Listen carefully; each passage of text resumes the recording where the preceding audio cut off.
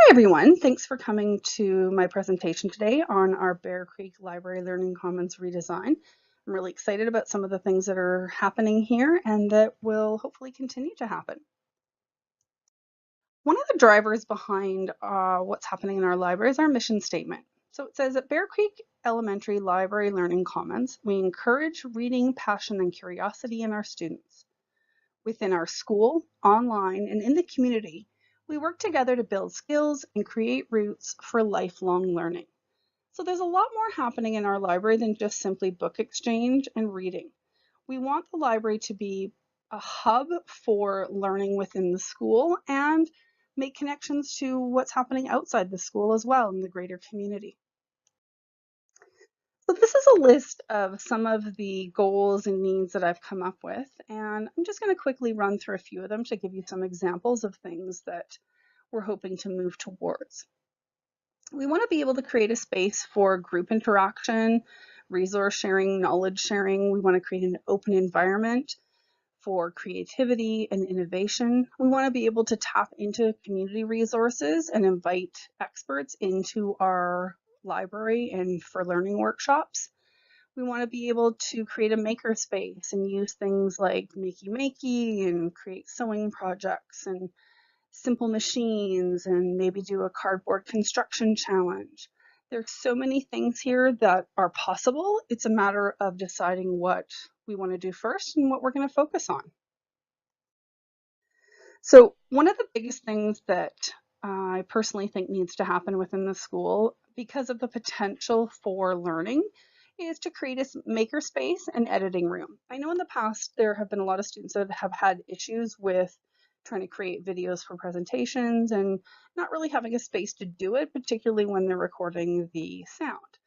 So the room that's attached to the library, the previous LST room, is going to be switched to a maker space and editing room. And we'll talk a little bit more about this going forward. And there will probably be another presentation on this as well at some point. So one of the big things is media arts, and really the possibilities are endless. There are screencasts and green screening, and you can create sounds and do voiceovers and presentations and podcasts. And this was just the beginning of a little screencast that I did on how to create Poplet, and they're actually about 10 slides, and I added voiceover and it will click between them. And I will show you the whole video at the end so that anybody that wants to can watch, but I'll just show you the sort of basic introduction now. Hey everyone, today we're going to figure out how to Poplet. So on poplet.com, there's a site that you can use basically for brainstorming. So let's take a look at how all of this works. So the first thing you're going to have to do is sign up for an account. Hey everyone, and you can see it will continue from there. There are about 16 slides to go altogether, and it takes about 2 minutes to go through completely. One of the many, many possibilities.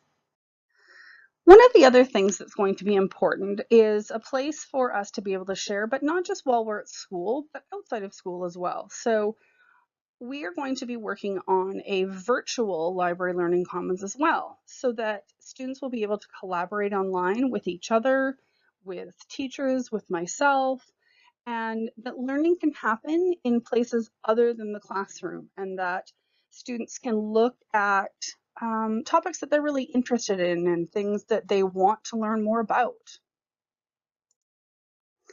So a big part of what's going to happen in the Learning Commons will be collaboration. Many of you know that we got the new tables to provide easier collaboration within the library, and even some of the virtual learning commons and the makerspace are really for collaborative efforts going forward. And I love the excitement that's in this picture. So cross-curricular collaborative learning is a key part of this as well. We don't want to just be learning about science, for example. We can use science and other subjects to, including our core competencies, which are part of the new curriculum, to bring learning together in different ways. One of the ways that we can talk about this is with ADST and STEAM. So for anybody who doesn't know what STEAM is, it's an educational approach to learning that uses science, technology, engineering, and the arts, and mathematics as access points for guiding student inquiry, dialogue, and critical thinking. So both of these really are now part of our curriculum, and it's just different ways of thinking about some of the content that students have already been learning, but combining them in cross-curricular ways. It's also going to be critical that we provide some space where we can actually move things around to create more space for ourselves when we need it, or create different kinds of collaborative areas. One of the important things that's going to happen in the library is I would like to create a literacy and reading corner, and I would like to connect that back to our mission statement as well, with the idea of the tree and roots and creating lifelong learning. In the smaller picture that's there, I like the idea of kids being excited and active and share in their reading. So I'm hoping that this will be a part of that reading corner. I also want to create some better lighting.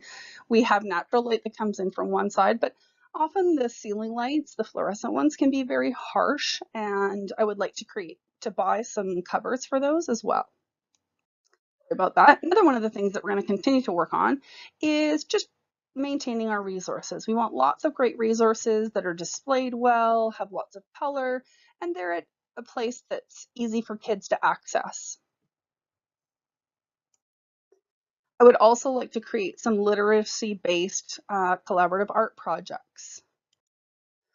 I want to create creative displays within the library to maintain and generate that interest in reading.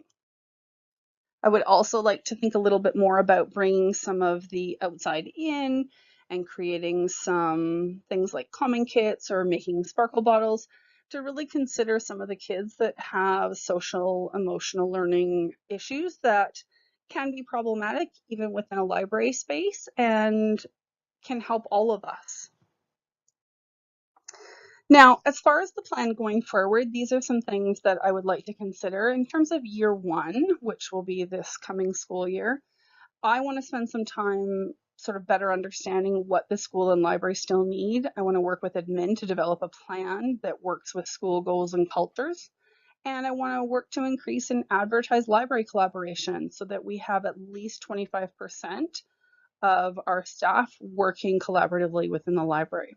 I want to create a plan for a makerspace and figure out the budget for that and how we can fulfill that. Establish a basic makerspace and editing room with what we have, and then do an inventory and assessment of resources of what is actually in the library as well.